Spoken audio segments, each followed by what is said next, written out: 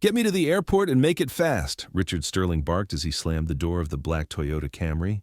The billionaire tech mogul barely glanced at his Uber driver, a young black man wearing a faded Georgetown University sweatshirt. And turn off that garbage music. I need to make calls.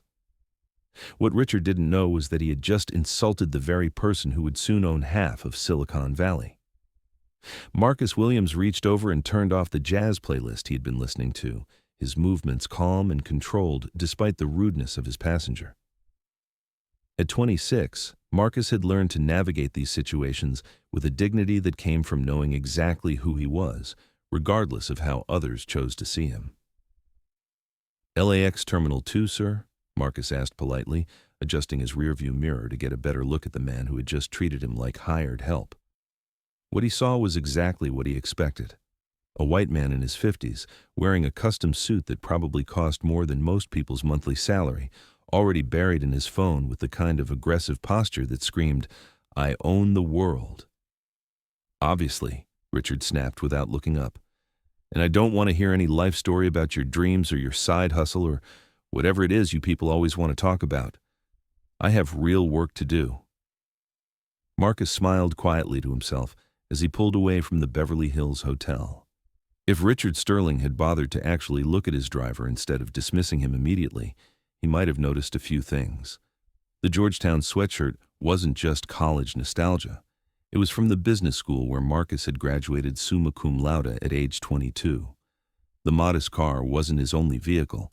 It was just the one he used for research. And the real work Richard was so concerned about might have been a lot more similar to Marcus's actual day job than he could possibly imagine.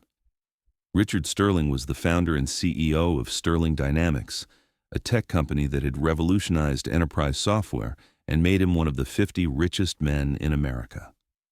He was known for two things: his brilliant business mind and his complete lack of patience for what he considered small people with small dreams. What Richard didn't know, as he rudely barked orders from the back seat, was that his driver wasn't actually an Uber driver at all. Marcus Williams was the anonymous founder of 3 revolutionary tech startups, held 16 patents in artificial intelligence and blockchain technology, and was currently being courted by every major venture capital firm in Silicon Valley. The Uber driving was research for his latest venture, a company that would completely transform how ride-sharing worked. "Jesus Christ," Richard muttered into his phone as traffic slowed on the 405. "I'm stuck behind God knows how many people who probably think driving for pocket change is a career. No wonder this country is falling behind." Marcus listened to every word while maintaining the professional demeanor that had gotten him through countless situations where people had underestimated him based on his age, his race, or his apparent circumstances. He had learned early in life that revealing too much too soon only invited more prejudice and condescension. "You know what?" Richard said, finally looking up from his phone and making eye contact with Marcus through the rearview mirror. "Let me give you some free advice, kid. I didn't get where I am by settling for small dreams and easy money." "Is that right, sir?" Marcus replied politely, genuinely curious to see where this conversation would lead. "That's right. You're probably, 25, 26? You should be building something, creating value, not driving other people around like a glorified taxi service." Richard's tone was that of a man who believed he was being generous with his wisdom. "What's your real plan here?" Marcus considered his answer carefully. He could reveal the truth and watch Richard's world turn upside down, or he could play along and see just how deep this man's prejudices ran. He chose the latter. "I'm working on some projects, sir. Technology-related." Richard laughed, a sound full of condescension. "Let me guess. An app that's going to change the world, a social media platform, maybe cryptocurrency?" He shook his head. "Kid, I've heard it all. Everyone thinks they're going to be the next Steve Jobs or Mark Zuckerberg. But real innovation, real success, that takes education, connections, and capital that people like you just don't have access to." "People like me?" Marcus asked, his voice still perfectly controlled. "You know what I mean. Look, I'm not trying to be harsh, but the tech industry isn't some democratic playground where anyone with a laptop can become a billionaire. It takes serious education from serious institutions, mentorship from people who understand how the game really works, and access to the kind of funding that— Richard paused, studying Marcus in the mirror. Where did you go to school, anyway? Georgetown, Marcus replied simply. Richard snorted. Georgetown's decent, I suppose. What did you study? Business and computer science, double major. Okay, so you're not completely hopeless, Richard said with the air of someone making a charitable concession. But here's what they don't teach you in college, especially not at a place like Georgetown. The real tech industry, the place where actual innovation happens, is about networks. It's about knowing the right people, having access to the right investors, understanding how deals really get made. Marcus nodded thoughtfully. That sounds important. How did you break into those networks, Mr. Sterling, Richard Sterling? You might have heard of Sterling Dynamics. Richard's chest puffed up with pride. And I broke in the old-fashioned way. Harvard MBA, connections through family friends, and a willingness to work harder than anyone else in the room. Marcus nearly smiled. Sterling Dynamics was indeed impressive, but their latest quarterly reports showed they were struggling to innovate in the AI space. In fact, they had been desperately trying to acquire smaller companies that could give them the technological edge they were losing to more nimble competitors. Sterling Dynamics, Marcus repeated. The enterprise software company. Impressive. He paused. I've actually been following your work in artificial intelligence integration. Seems like you've been having some challenges with scalability in your machine learning algorithms. Richard's eyes narrowed. This was not the response he had expected from his Uber driver. How do you know about our AI development?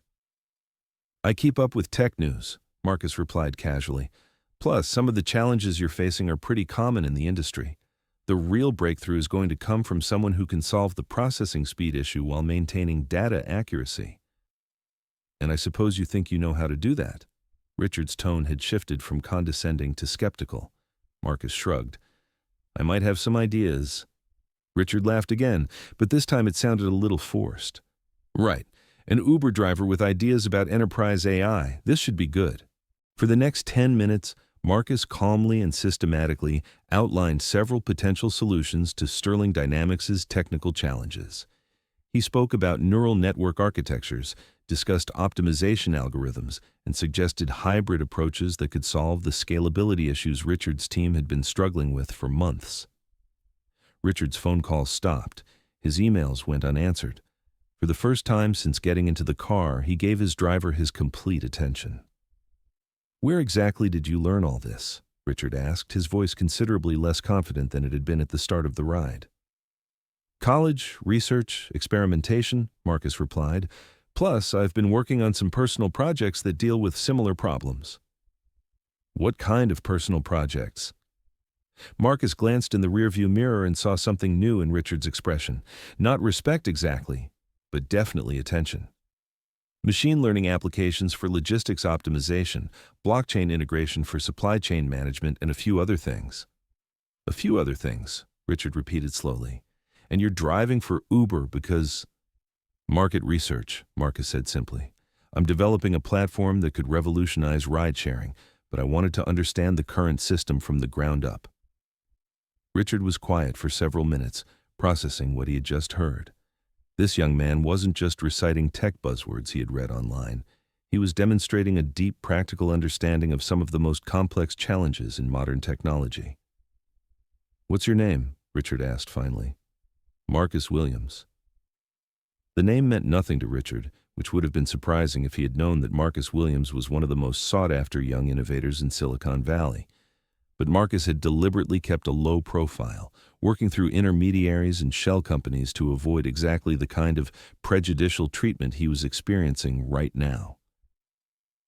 Marcus, I have to ask, if you really understand this technology as well as you seem to, why are you driving for Uber instead of working for a real tech company? Marcus considered how to answer. Who says I'm not? What do you mean? I mean, maybe your assumptions about what a tech innovator looks like are preventing you from seeing what's right in front of you. Richard stared at Marcus's reflection in the mirror.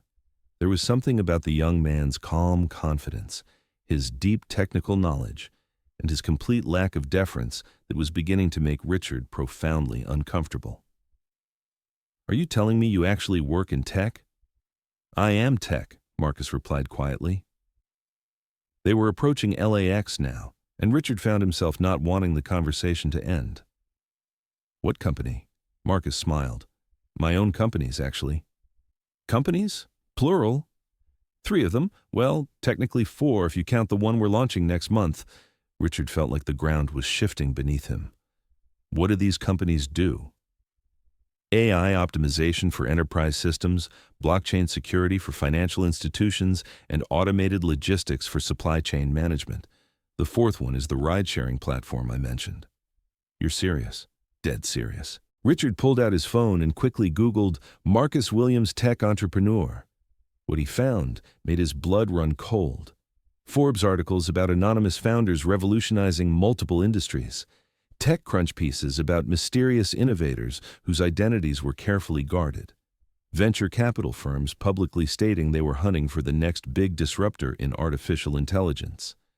And then Richard found it. A recent article that made his hands shake. The Ghost of Silicon Valley, anonymous founders, 3 companies valued at over $500 million combined. "Jesus Christ," Richard whispered. "You're him. You're the anonymous founder everyone's been talking about." Marcus pulled up to the departure curb at LAX. "Terminal 2, as requested." Richard didn't move. Why? Why the secrecy? Why drive for Uber? Why let people treat you like you just treated me? Marcus finished. "Because this is how I learn who people really are when they think I can't affect their lives. This is how I see what the world looks like for people who don't have the privilege of being automatically respected based on their appearance."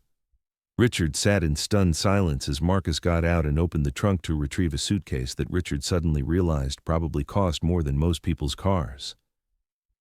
"Mr. Sterling," Marcus said as he handed over the luggage, "I appreciate the business advice, but I think you might want to focus on your own challenges. Sterling Dynamics is about to face some serious competition." "Competition? From who?" Marcus smiled and handed Richard a business card that was elegant in its simplicity. It contained only a phone number and 2 words, Marcus Williams. "From me," Marcus said calmly. "You see, while you were giving me career advice, I was finalizing the acquisition of 3 companies that are going to make Sterling Dynamics' current technology look like Stone Age tools." Richard stared at the business card as if it might burst into flames. "You're buying my competitors?" "I'm not buying your competitors, Mr. Sterling. I am your competition. And after today's conversation, I'm particularly motivated to show the market what real innovation looks like." Marcus walked back to his car, leaving Richard standing on the sidewalk outside LAX, holding a business card and trying to process what had just happened. "Wait," Richard called out. "I want to apologize. I misjudged you completely." Marcus paused with his hand on the car door. "Mr. Sterling, you didn't misjudge me. You revealed who you are. You showed me exactly how you treat people you think are beneath you. That's valuable information. Can we start over? Maybe discuss potential partnerships?" Marcus considered this for a moment. "You know what? Sure. Have your people call my people. But here's the thing, Mr. Sterling. When you realize you need what I've built, when your board starts demanding answers about why Sterling Dynamics is falling behind, when your stock price starts reflecting your company's inability to compete with real innovation, remember this conversation. Remember how quick you were to dismiss someone based on what you assumed about them." Richard watched helplessly as Marcus got back into his Toyota Camry and drove away, leaving him standing alone with his luggage and the devastating realization that he had just insulted the one person who could have saved his company. 3 hours later, during his flight to New York, Richard couldn't stop thinking about the conversation. He Googled Marcus Williams obsessively, finding more and more evidence of the young man's extraordinary achievements: patents in artificial intelligence, groundbreaking research in blockchain technology, companies that were solving problems Sterling Dynamics hadn't even identified yet. By the time Richard landed, Marcus Williams had become a trending topic on tech Twitter. The announcement of his fourth company's launch had sent shockwaves through Silicon Valley. The ride-sharing platform wasn't just an improvement on existing technology. It was a complete reimagining of how transportation, logistics, and urban planning could work together. Richard's phone was buzzing with calls from his board members, his investors, and tech reporters who had somehow gotten wind of his encounter with Marcus Williams. The story was already being framed as a morality tale. Billionaire CEO insults the very innovator who could reshape his industry. 2 weeks later, Sterling Dynamics stock had dropped 18%. 3 of their biggest clients had announced they were switching to systems developed by Marcus Williams's companies. The tech media was calling it the Sterling collapse and using it as a case study in how arrogance and prejudice could destroy even the most successful businesses. Richard tried repeatedly to contact Marcus Williams, but his calls went unanswered. His emails disappeared into the void of an automated response system that politely informed him that Mr. Williams was reviewing potential partnerships and would respond to serious inquiries within 6 to 8 weeks. Finally, after a month of humiliation and declining market share, Richard received a handwritten note on elegant letterhead. Mr. Sterling, thank you for your patience. After careful consideration, my team and I have decided to pursue partnerships with companies whose values align more closely with our own. We believe innovation flourishes best in environments built on mutual respect and genuine collaboration. We wish you success in your future endeavors. Sincerely, Marcus Williams, founder and CEO, Williams Innovations Group. Richard stared at the note, understanding that he had burned a bridge that could have transformed his company. More than that, he had revealed something about himself that couldn't be taken back. 6 months later, Marcus Williams was featured on the cover of Fortune magazine as the innovation revolution, how one young entrepreneur is reshaping multiple industries. In the interview, he was asked about his encounter with Richard Sterling. People often ask me why I kept a low profile for so long, Marcus said. The truth is, I wanted to understand how the world treats people who don't fit certain expectations. I learned that prejudice isn't just morally wrong, it's economically stupid. When you dismiss people based on assumptions, you miss opportunities. When you treat others poorly because you think they can't affect your life, you're often wrong about both their capabilities and your own vulnerability. The interviewer asked if he regretted not partnering with Sterling Dynamics. Not at all, Marcus replied. Mr. Sterling taught me something valuable. He showed me the importance of working with people who see talent and potential regardless of the package it comes in. That's not just good ethics, it's good business. Richard Sterling read the interview from his significantly smaller office. Sterling Dynamics had survived, but barely. They had been forced to sell off major divisions, lay off thousands of employees, and accept a much smaller role in an industry they had once dominated. The final insult came a year later when Marcus Williams's ride-sharing platform, called Equity, launched with a mission statement that read, "Transportation technology that treats every rider and every driver with the respect they deserve, regardless of who they are or where they're going." The platform became the fastest-growing company in Silicon Valley history. Its success was built on a simple premise. What if technology was designed by someone who understood what it felt like to be underestimated? Richard Sterling never got the chance to apologize properly. Marcus Williams had moved on to bigger challenges and greater innovations, but Richard carried the lesson with him for the rest of his career. He began treating every person he met, from janitors to CEOs, with the same level of respect. He never knew when he might be talking to the next person who would change the world. The story of the billionaire and the Uber driver became legend in Silicon Valley, told and retold as a cautionary tale about the dangers of arrogance and the importance of recognizing talent wherever it might be found. Marcus Williams, meanwhile, continued to operate with the same quiet confidence that had sustained him through years of being underestimated. He had learned that the best response to prejudice wasn't anger or revenge. It was excellence so undeniable that it couldn't be ignored. And sometimes, just sometimes, it was letting people reveal exactly who they really were when they thought it didn't matter. The Toyota Camry sat in Marcus Williams's garage now, next to a Tesla, a Porsche, and a vintage Mustang. He kept it as a reminder of an important truth. You never know who you're really talking to, and more importantly, how you treat people when you think they can't help you reveals everything about who you are as a person. Years later, when young entrepreneurs asked Marcus for advice, he would tell them about the morning he picked up Richard Sterling. Success isn't just about building great products or making money, he would say. It's about understanding that every person you meet has dignity, potential, and maybe even the power to change your life, if you're wise enough to see it. If this story touched your heart, remember that brilliance comes in many forms and from many backgrounds. The next time you interact with someone in the service industry, someone who doesn't look like what you expect success to look like, or someone whose circumstances seem different from your own, take a moment to really see them. Listen to what they have to say. Treat them with the respect every human being deserves. You never know. They might just be the next person to change the world. And how you treat them might determine whether you're part of that change or left behind, wondering what could have been.